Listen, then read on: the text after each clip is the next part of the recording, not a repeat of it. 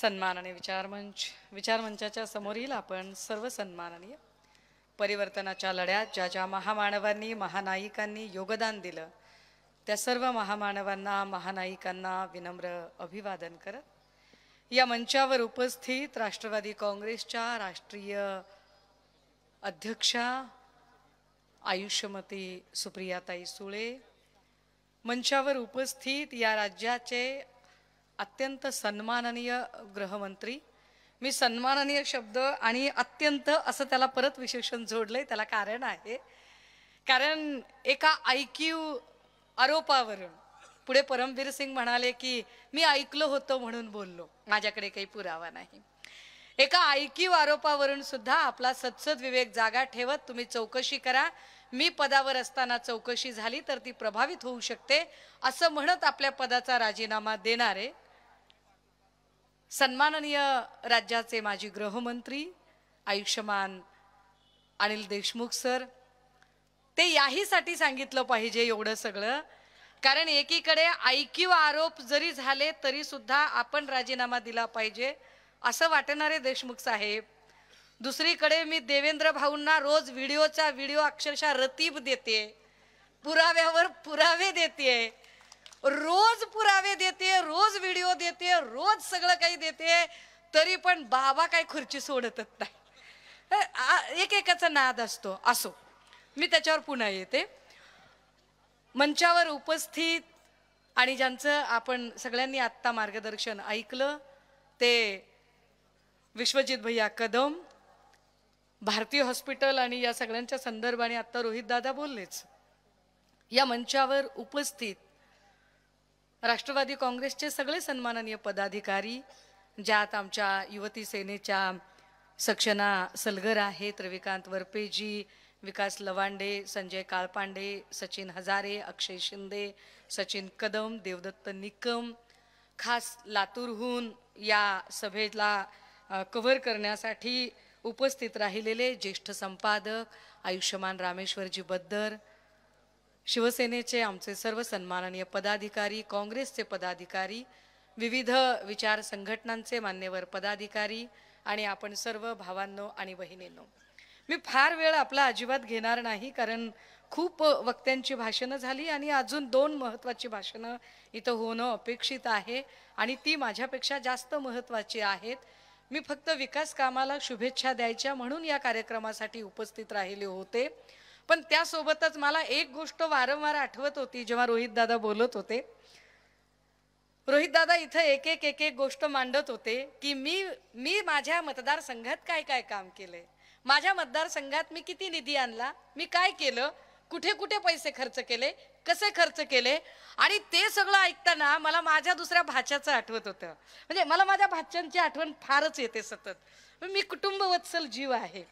तर आमचा एक भाचा आहे, म्हणजे आमचा श्रीकांत शिंदे. हो, तर मला असं वाटलं की ते सभागृहात बोलताना ते कधीतरी सांगतील की बाबा माझ्या मतदारसंघात मी काय काम केलं, मी किती विकास निधी आणला.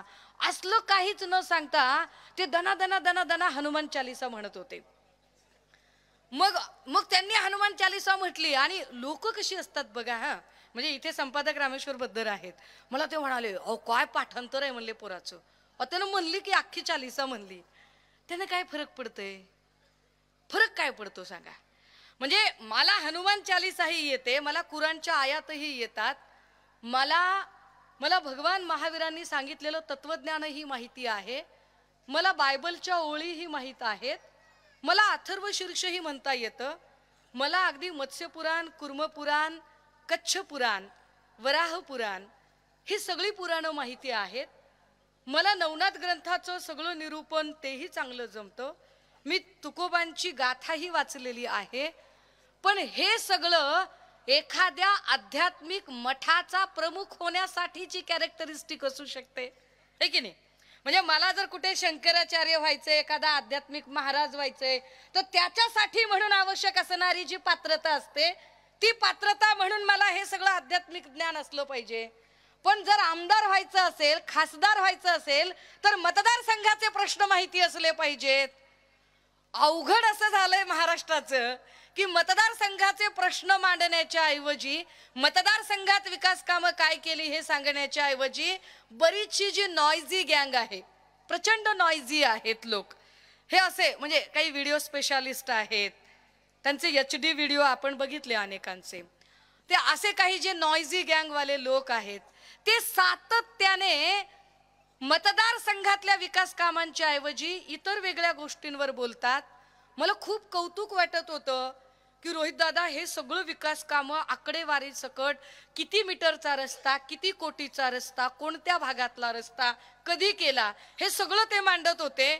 आम्ही येताना जेव्हा चर्चा करत होतो तेव्हा शिवसेनेचे शहर प्रमुख, मी त्यांना गाडीत असं म्हटलो की अहो कसला एरिया आहे, आपण पहिल्यांदा आलो इकडे आणि केवढा दुर्गम भाग आहे. कदाचित ठरवून आदरणीय पवार साहेबांनी या मतदारसंघातनं निवडणूक रोहित दादांनीच लढवली पाहिजे हे ठरवून सांगितलं असावं, कारण राम शिंदे सारख्या माणसांच्या हातात दिला की मतदारसंघ काही वेळा लोकांनी, आणि नंतर त्याचं काय झालं त्याच्यावर मी अजिबात बोलणार नाही. आपला तसा स्वभाव नाही. आपलं कसं असतंय, आपलं लय वेगळं काम असतंय. आपलं काम असतंय इलाका तुम्हारा और धमाका हमारा. तर आपण जेव्हा कधी राम शिंदेंच्यासाठी बोलायला येऊ तेव्हा स्पेशल त्यांना सांगून, आवतन देऊन, ठरवून की भाऊ तुमच्याच साठी येते असं म्हणून येऊ. आता आपण आलोय ते फक्त आणि फक्त रोहित दादांच्या कामाचा शुभारंभ आणि त्यांना शुभेच्छा देण्यासाठी, आणि त्या सगळ्या कामांचा झपाटा त्यांनी सांगितला ते फार महत्वाचं. हे सगळं ऐकताना अजून एक गोष्ट महत्वाची जी माझ्या दृष्टीने मला फार गरजेची वाटते, संघर्ष यात्रा. ज्या संघर्ष यात्रेबद्दल त्यांनी इथं सांगितलं की आम्हाला युवा संघर्ष यात्रा करायची आहे. का युवा संघर्ष यात्रा करायची, तर त्याचंही कारण आपल्याला कळलं पाहिजे. कारण जेव्हा कधी या देशामध्ये निवडणुका चालू होत्या 2014ला किंवा 2019ला, त्या काळात आपण काही स्टेटमेंट ऐकली असतील. त्या स्टेटमेंटच्या आधीचा जरा इतिहास मी आपल्याला सांगितला पाहिजे. दादा हो, जपान राखेतनं उभं राहिलं असं म्हणतात. नागासाकी हिरोशिमावरती बॉम्ब पडले आणि तरीही जपान उभं राहिलं, पुन्हा एकदा उभं राहिलं. जगातला सगळ्यात मोठा, लोकसंख्येनं मोठा असणारा देश चायना हा सुद्धा जगातली मोठी आर्थिक महासत्ता झाला. तुम्ही म्हणाल की ताई चोंडी सारख्या गावामध्ये कशाला तुम्ही जपान, चायना या सगळ्या गोष्टी सांगताय. मी तुम्हाला हे यासाठी सांगते की चायना जगातला सगळ्यात मोठा, लोकसंख्येने मोठा असणारा देश असला तरी तो आर्थिक महासत्ता होऊ शकला, कारण लोकसंख्या जास्त असणे हा कुठल्याच देशाचा प्रॉब्लेम असत नाही. असणारी लोकसंख्या ही उत्पादित आहे की अवलंबित आहे हा जास्त मोठा प्रॉब्लेम असतो. उत्पादित आणि अवलंबित हे अजून कळणार नाही, म्हणून जरा सोपं करून, आणि गावखेड्यातल्या आमच्या सगळ्या आज्या, मावश्या, काक्या, नाण्या सगळ्या बसलेले आहेत, त्यामुळे त्यांना समजेल अशा भाषेत सांगितलं पाहिजे की डेमोग्राफिक डिव्हिडंड नावाची गोष्ट काय असते आणि युवा संघर्ष यात्रा त्या अर्थाने किती महत्वाची असते. साधं गणित आहे. अ नावाचं कुटुंब आहे, त्याच्यात 10 लोक आहेत. ब नावाचं कुटुंब आहे, त्यातही 10 लोक आहेत. अ नावाच्या कुटुंबामध्ये समजा 10 लोक आहेत. 10 मधले जे 2 जण आहेत ते साधारणतः वय वर्ष 60च्या पुढचे आहेत. जे 2 आहेत ते वय वर्ष 35 ते 45च्या मधले आहेत आणि कमावते आहेत, आणि उरलेली 6 लहान लहान बाळं आहेत. दुसरं एक ब कुटुंब आहे, त्यामध्येही 10 लोक आहेत. या 10 लोकांच्या मध्ये 2 माणसं आहेत जी वय वर्ष 60च्या पुढची आहेत, एक लहान बाळ आहे, आणि उरलेले 7ही लोक हे वय वर्ष 25 ते 45च्या मधले आहेत आणि ते सगळेच्या सगळे कमावते आहेत. आता विचार करा, जर इकडे 7 लोक कमावती आहेत 10 मधली आणि इकडे 10 मधली फक्त आणि फक्त 2 लोक कमावती आहेत, तर आर्थिक स्थिती कोणाची चांगली असेल? तर निश्चितपणे ब कुटुंबाची आर्थिक स्थिती चांगली असेल, कारण ब कुटुंबामध्ये कमावते हात जास्त आहेत, अ मध्ये खाते हात जास्त आहेत, ब मध्ये तरुणांची लोकसंख्या जास्त आहे, अ मध्ये अवलंबून असणाऱ्यांची लोकसंख्या जास्त आहे. दादा हो, कुछ दिमाग में गया कि नहीं? दादा हो, भारत हा मागच्या 15-20 वर्षातला जर एकूण आपल्यातला लोकसंख्येचा नीट अभ्यास केला तर लक्षात येतं की भारतात सध्या तरुणांची लोकसंख्या जास्त आहे. जापान उभं राहिलं कारण जापानमध्ये तरुणांची लोकसंख्या जास्त होती. चायना उभं राहिलं, चायनात लोकसंख्या तरुणांची जास्त होती. सध्या भारतात तरुणांची लोकसंख्या जास्त आहे आणि ह्या लोकसंख्येचा फायदा करून घेणं म्हणजे डेमोग्राफिक डिव्हिडंड किंवा लोकसंख्येकी लाभांश असतं. आणि यालाच समोर ठेवून कुणीतरी आमच्या मोदी साहेबांना आयडिया दिली होती आणि मग मोदी साहेबांनी ते काहीतरी असते की इकडे असं समोर एक मशीन त्याच्यात वाचून भाषण करते ते असलं काहीतरी होतं समोर.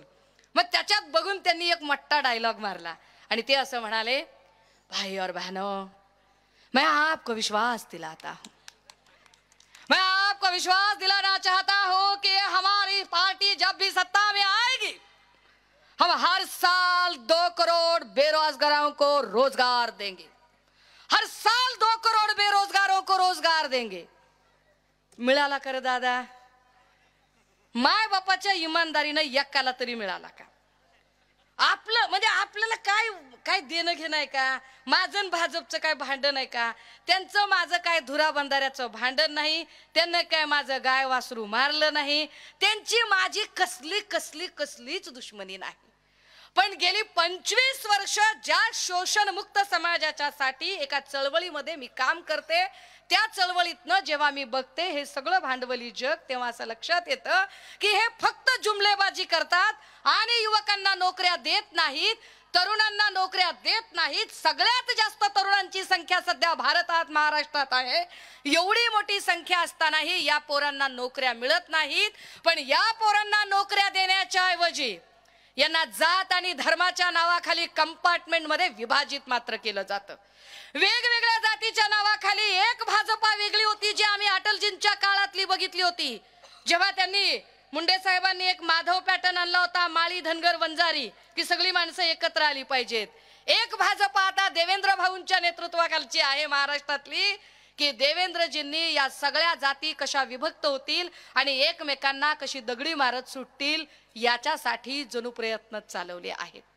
जाणीवपूर्वक ओबीसी विरुद्ध मराठा हा वाद घालणारी माणसं सुद्धा ठरवून प्लान केली जातात, पेरली जातात. दादा हो, हे सगळं का केलं जातं? हे सगळं कशासाठी होतं?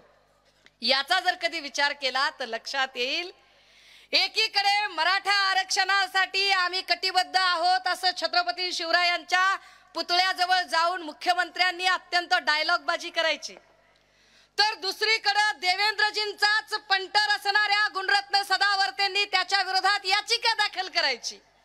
मग मालिक जाणीवपूर्वक एका टीव्ही वाहिनीला मुलाखत देताना देवेंद्रजींनी सांगायचं की माझा गुणरत्नचा संबंध नाही, पण गुणरत्नने मात्र सांगायचं की जयश्री पाटील माझी बायको आहे, पण तिच्या सुद्धा आधी माझं प्रेम देवेंद्रजींवर आहे. आय लव्ह यू देवेंद्रजी. कसलं भारी आहे ना, कसला भारी खेळ आहे. बरं, त्याच माणसांनी पुन्हा एकदा सराटे नावाचा माणूस उभा करायचा आणि ओबीसीच्या आरक्षणाच्या विरोधात याचिका दाखल करायची. सराटे नावाच्या माणसाची जी ओबीसी आरक्षणाच्या विरोधातली याचिका आहे, कोण सराटे, किती वेळा संघाच्या शाखेवर जातोय, संघाशी त्याचा काय संबंध आहे, भाजपशी त्याचा काय संबंध आहे, करा गुगल, करा उत्खनन, करा सगळं. म्हणजे मराठा आरक्षण असो, ओबीसी आरक्षण असो, धनगर आरक्षण असो, कुठल्याही आरक्षणामध्ये जाणीवपूर्वक सगळीकडून देवेंद्रजींनी माणसं पेरायची, लढणारा त्यांचा, लढवणारा त्यांचा, अशा पद्धतीने एक वातावरण तयार करायचं. आणि या सगळ्या वातावरणात घोळ काय होतो बघा. 2 गोष्टी मागे पडतायत याच्यामध्ये. म्हणजे एक माणूस, मनोज जरांगे सारखा एक माणूस, सर्वसामान्य घरातून आलेला माणूस, सडाफटिंग माणूस जीवावर उदार होऊन आंदोलन उभं करतो, पण त्याच वेळेला त्या आंदोलनाला डिमॉरलाइज करण्यासाठी, त्या आंदोलनाला जाणीवपूर्वक खच्चीकरण करण्यासाठी बीडमध्ये हिंसक जाळपोळ घडवून आणायचे. जाळपोळ घडवताना सुद्धा अशा काही पद्धतीने की ज्यांच्याकडे पेट्रो बॉम्ब आहेत, वॉकी टॉकी आहे, मास्क लावून आहेत, जे घरांना नंबर्स देतात आणि ज्यांच्या एकूण बोलण्यातनं स्पष्ट कळतं की ती माणसं बीड मधली नाहीत, ती ठरवून बाहेरून आणलेली आहेत आणि दंगल घडवून आणलेली आहे, जेणेकरून मराठा ओबीसी असा वाद झाला पाहिजे. का घडायचा वाद? कारण त्यांनी अनेक वेळा प्रयत्न केला. संभाजीनगर असेल, कोल्हापूर असेल, सातारा पुसेसावळी असेल, अहमदनगर असेल, या प्रत्येक ठिकाणी त्यांनी हिंदू मुस्लिम असे दंगल पेटवण्याचे प्रयत्न केले. पण महाराष्ट्रातला मुस्लिम भाऊ अत्यंत सुजाण, समंजस आणि समजूतदार निघाला की इथल्या मुस्लिम भावंडांनी त्यांच्या त्या दंगेखोरीला अजिबात प्रतिसाद दिला नाही, प्रतिक्रिया दिली नाही आणि हिंदू मुस्लिम अशी दंगल उसळू शकली नाही. जेव्हा हिंदू मुस्लिम अशी दंगल उसळू शकत नाही असं वाटतंय, त्यावेळेला त्यांनी एक दुसरा डाव रचला. गावगाड्यामधल्या 18 पगड जाती, 12 बलुतेदार, 18 आलुतेदार, जी सगळी माणसं गुड्या गोविंदाने नांदतात. इथला मराठा साळी, माळी, कोळी, तेली, तांबोळी, आतार, कुणबी, धनगर, सुतार, लोहार, कडे कपारी, चित्रकथी, सगळ्या जातीचा माणूस, जो माणूस गावगाड्यात एकत्र राहतो, त्या तो माणूस एकमेकांच्या जीवावर कसा उठेल या पद्धतीने ठरवून राजकारण पेटवलं गेलं. एवढं राजकारण पेटवताना जे बाहेरून आले, दंगे केले, घरं जाळली, ऑफिसेस जाळले, हॉटेल जाळले, ते हॉटेल अगदी भाजप किंवा संघाचं असतं तरी सुद्धा आम्ही त्याचा निषेधच केला असता, कारण आम्ही लोकशाही मार्गाने चालणारी माणसं आहोत. अशा जाळपोळीचा आणि अशा हिंसक गोष्टींचं आम्ही समर्थन करू शकत नाही. या सगळ्या लोकांनी ही दंगल घडवली, जाळपोळ केली, निघून गेले. अरे पण बीड मधल्या 200-300 तरण्या बाण लेकरांवरती तुम्ही केसेस टाकल्या, 307 सारख्या केसेस टाकल्या. आज घडीला जर 367 पोरांवरती गुन्हे, 367 एका कुटुंबात साधारणतः 5च माणसं गृहीत धरा, 367 गुणिले 5 नाही म्हटलं तर तुम्ही 2 ते 4 हजार लोक जायबंदी केली. 4000 लोक जायबंदी केल्यावर काय मजा आलाय महाराज? पुढे कुणाची पुन्हा आंदोलन करायची? काय पद्धतीने लोकांमध्ये दहशत निर्माण करतात. आणि कशासाठी ही दहशत होते? ही दहशत यासाठी की मागच्या 8-10 महिन्यात महाराष्ट्रामध्ये जे आरोग्य व्यवस्थेचे 3, 13, 9, 18 झालेले आहेत, मागच्या वर्ष 1.5 वर्षामध्ये ज्या पद्धतीने ग्रह खात्याची आबरू चव्हाट्यावर आलेली आहे.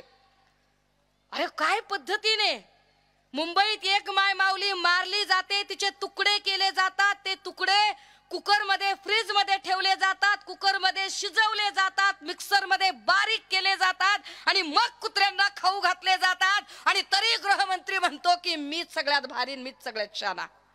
अरे काय धंदा आहे? दिवसा ढवळ्या एवढे सगळे अन्याय अत्याचार होतात, दिवसा ढवळ्या दंगली होतात. जो कोणी न्याय मागतो त्याच्यावरती लाठी चालवली जाते. कधी लाठी रिफायनरीच्या बारसू आंदोलकांवर चालवली जाते, कधी आंतरवली सराटीच्या मराठ्यांवर चालवली जाते, कधी वारकऱ्यांवरती, वारीमध्ये चालणाऱ्या वारकऱ्यांच्या त्या आळंदीमध्ये लाठी हल्ला चालवला जातो. तरीही गृहमंत्री मात्र राजीनामा द्यायलाच मागत नाही. उलट गृहमंत्री आमचं लक्ष डायव्हर्ट करत राहतात. डायव्हर्ट कशापासून केलंय राजे हो? अरे तुम्ही विचार करा, 22 जिल्ह्यातला दुष्काळ, महिलांची असुरक्षा, कंत्राटी भरती, बेरोजगारी, आरोग्य व्यवस्था, ह्या सगळ्या प्रश्नांवरून तुमचं लक्ष हललेलं आहे सध्या. आणि तुमच्या डोक्यात एकच गोष्ट आहे, ह्याचं आरक्षण, त्याचं आरक्षण, त्याचं आरक्षण, ह्याचं आरक्षण. कुणीतरी मगाशी मुस्लिम आरक्षणाबद्दल बोललं. अरे मुस्लिम आरक्षणावर सगळ्यात आधी कोण बोललं होतं? इकडे अमित शहा येऊन अक्कलकोट मध्ये म्हणाले हम मुस्लिमों का आरक्षण नहीं होने देंगे. अब उनको कौन बताएगा कि इस महाराष्ट्र में चांदा से लेकर बांदा तक तुम्हारे पार्टी का आमदार पाशा पटेल मुसलमानों को आरक्षण चाहिए करके घूम रहा था. कोण फिरत होतं साहेब? तुम्हाला माहिती असेल की, म्हणजे मुसलमानांचं आरक्षण मागायला बी भाजपचाच नेता, विरोध करायला बी भाजपचाच नेता, ओबीसी मागायला भाजप मधलाच, विरोध करायला भाजप मधलाच. भुजबळ साहेबांबद्दल माझ्या मनात नितांत आदर आहे, पण सध्याच्या त्यांच्या भूमिका या निव्वळ ओबीसीच्या हिताच्या नाही, तर त्या भाजप प्रायोजित राजकीय रोजगार हमी योजनेच्या आहेत. हे प्रामाणिकपणे मान्य केले पाहिजे. मला फार त्या खोलात जायचे नाही दादा हो. युवा संघर्ष यात्रेला मी शुभेच्छा द्यायला काय येते, कारण ज्या चळवळीत मी सतत बोलत राहते आणि मी सतत संविधानाची भूमिका मांडते, त्या संविधानामध्ये प्रकरण 4 डायरेक्टिव्ह प्रिन्सिपल मध्ये असं लिहिलंय की state should be take care of each and everyone's bread and butter. राज्याने प्रत्येकाच्या रोजीरोटीची काळजी घेतली पाहिजे. ज्याला जो शिकलेला आहे त्याला नोकरी द्या, ज्याला नोकरी नाही त्याला उद्योगधंद्यासाठी कर्ज द्या, ज्याला उद्योगधंदे आणि कर्ज मिळत नाही त्याला रोजगार हमी योजनेचं काम द्या, ज्याला तेही मिळत नाही त्याला बेरोजगारीचा भत्ता द्या. पण राज्यात कुणी उपाशी मेलं नाही पाहिजे ही तरतूद घटनेत सांगितली. या तरतुदीवर अद्यापही ना केंद्रातले लोक बोलतात ना राज्यातले लोक बोलतात. ते असं सांगतात की हमको अगर चुन के देंगे तो हम राम लल्ला का दर्शन फ्री में कराएंगे. अरे काय येड्याचा धंदा आहे. अरे तुम्ही आम्ही माणसं सकाळी उठल्या उठल्या झोपेतून उठल्या एकमेकाला राम राम म्हणल्याशिवाय दिवस चालू होत नाही. अरे राम काय ह्यांच्या बापाची जागीर आहे की ह्यांनी सांगितलं तरच दर्शन करू. एवढी का महाराष्ट्रातली माणसं अध्यात्म सगळी विकून खाल्लेली आहेत की त्यांनी सांगितलं तरच दर्शन करू नाही तर करणार नाही. एकीकडे हे तत्वज्ञान सांगते की कुठे शोधीशी रामेश्वर आणि कुठे शोधीशी काशी, हृदयातील भगवंत राहिला हृदयातून उपाशी. अरे इथं काळजा देव आहे तिथलं रामलल्लाचं दर्शन घेऊन रोजीरोटीचं काय होणार आहे. धर्माच्या आणि जातीच्या नावावर जे लोक कंपार्टमेंट करून राजकारण करतात, आरोग्य खात्याची जी वाट लागली या सगळ्या मुद्द्यांवरती चर्चा युवकांनी घडवून आणली पाहिजे. म्हणून जी रोहित दादा युवा संघर्ष यात्रा काढत आहे ती महत्वाची आहे. मी फक्त आरोग्याचा एक छोटासा मुद्दा तो मला गरजेचा वाटतोय म्हणून, कारण भाजप मधली जी नॉइझी गँग आहे त्या नॉइझी गँग मधली एक आक्रस्ताळी बाई बरा काहीतरी बोलत होती आणि त्या आक्रस्ताळ्या बाईने बोलता बोलता सांगितलं की नांदेडमध्ये माणसं कशी काय गेली. तर ती म्हणाली त्या बायका गोळ्या औषधच खात नव्हत्या. इकडे काही बायका बसलेल्या. दादा हो 21 लोक गेली. 21 मध्ये प्रसूती गुंतागुंतचे मृत्यू फक्त आणि फक्त 7 होते. 3 मृत्यू सर्पदंशाचे होते. 12 मृत्यू हे ट्रॉमा मधले ऍक्सिडेंटचे होते. काही मृत्यू हे अजून वेगळ्या कारणाने होते. याचा अर्थ महिला प्रसूती गुंतागुंत ज्या विषयावर त्या बोलतात ते मृत्यू तिथे झालेच नव्हते. तेवढे 21 मृत्यू तरी सुद्धा आपलीच वाजवून घ्यायची आणि आपलंच म्हणणं रेटायचं आणि जो कुणी बोलतो त्याच्यावर केसेस टाकायच्या. आमच्या पक्षातल्या अद्वै हिरेवरती आज नाशिकात त्यांनी कारवाई केली. आरोप ठेवलाय 7.5 कोटीच्या अनियमिततेचा. पण हेच ते सरकार आहे ज्या सरकारने 100 कोटीपेक्षा जास्तचा अनियमितता आणि घोटाळा करणाऱ्या मोहित कंबोजलाही क्लीन चिट दिली आहे. प्रसाद लाड प्रवीण दरेकरांनाही क्लीन चिट दिली आहे. आणि हेच हे भाजपाचे लोक आहेत ज्यांनी 6 ते 7 दिवसापूर्वी बीड जिल्ह्यातल्या कुटे ग्रुपवर सेल टॅक्सच्या धाडी टाकल्या होत्या आणि 7 दिवसात कुटे ग्रुपच्या संचालिकेचा भाजपात प्रवेश करून घेतला. त्यामुळे हे काय पद्धतीने राजकारण करतात, काय घाणेरडेपणा करतात तो आता सगळ्या लोकांच्या समोर येतोय. आम्ही आमच्या परीने मांडायचा प्रयत्न करतोय. प्रत्येकाने एक एक बाजू लावून धरावी. म्हणून शिवसेनेने महाप्रबोधन यात्रेतनं काय खरं काय खोटं लोकांपर्यंत पोहोचवण्याचं ठरवलं. आता राष्ट्रवादी काँग्रेसकडून, खऱ्या राष्ट्रवादी काँग्रेसकडून, हे फार महत्वाचं, खऱ्या राष्ट्रवादी काँग्रेसकडून आणि सन्माननीय रोहित दादांकडून युवकांच्या प्रश्नांना फोकस करत युवा संघर्ष यात्रा निघते. ही गरजेची आहे कारण संबंध राज्य ड्रगच्या विळख्यामध्ये, नशेच्या विळख्यामध्ये जाताना या युवकांना एक खरा रस्ता दाखवणे आणि त्यांच्या बेरोजगार हातांना काम देणे हे जास्त गरजेचे. या हेतूने जे काही काम चालू आहे त्याला आपण भरभरून शुभेच्छा द्याव्यात. आणि महाविकास आघाडी म्हणून इथे काँग्रेसचे नेते विश्वजित कदम भैया आहेत, शिवसेनेकडून मी इथे उपस्थित आहे. महाविकास आघाडी म्हणून आम्ही सगळे एकत्र आहोत हाही सांगण्याचा प्रयत्न या सभेत नव्हता. मला रोहित दादांच्यामुळे पुण्यश्लोक अहिल्यादेवी होळकरांचं आज इथे अभिवादन करता आलं. हा मतदारसंघही या निमित्ताने बघता आला आणि येणाऱ्या काळातल्या त्यांच्या संपूर्ण उपक्रमांना मी लक्ष शुभेच्छा देते. माझं बोलणं मला कुणालाही दुखवायचं नव्हतं, पण तरी सुद्धा माझ्या बोलण्यामुळे कुणालाही वाईट वाटलं असेल, राग आला असेल चुकून माकून कुणाच्या भावना दुखावल्या गेल्या असतील, चुकून चुकून चुकून कुणाचाही उपमर्द झाला असेल, तर अशा सगळ्या खबऱ्या खुबऱ्यांचे ह्यापैकी यक्काचेही मी अजिबात माफी बिपी काय मागणार नाही. मी माझ्या म्हणण्यावर ठाम आहे. बोललेल्या शब्दावर कायम राहत थांबते, रजा घेते. जय हिंद, जय महाराष्ट्र. लोकशाही मराठी ऐका, पहा, जागरूक रहा.